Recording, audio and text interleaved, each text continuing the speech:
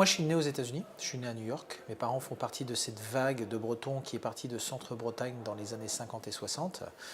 Pour moi, c'était important. J'étais au quotidien avec des Américains qui ne connaissaient pas du tout la Bretagne. Je ne pouvais pas rester simplement comme ça, de laisser ma région, une région que j'avais la chance de découvrir tous les étés quand je venais en vacances.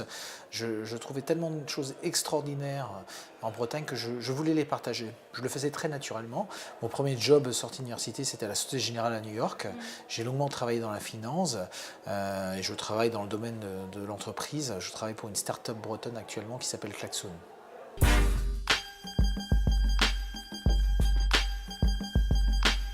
L'asso s'est créé en août 2014. Il y a des projets culturels, comme des tournées de musique, de culture bretonne aux États-Unis, où on fait des échanges avec des musiciens américains. L'année passée, on a fait 7 villes américaines, Détroit, Chicago, Saint-Louis, plusieurs villes en Louisiane. On fait aussi des projets économiques.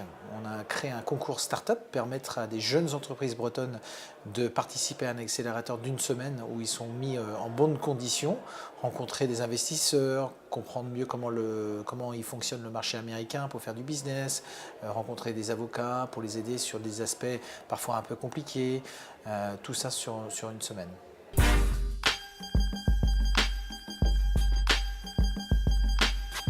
L'année passée, il y a plus de quasiment 50 entreprises qui ont participé au concours. On en a choisi 3.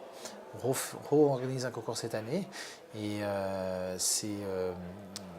on espère que ce genre de rencontre permet à plus de startups bretonnes à leur donner envie de tenter leur chance, de dire que c'est possible de créer une startup en Bretagne et de conquérir un marché comme le marché américain.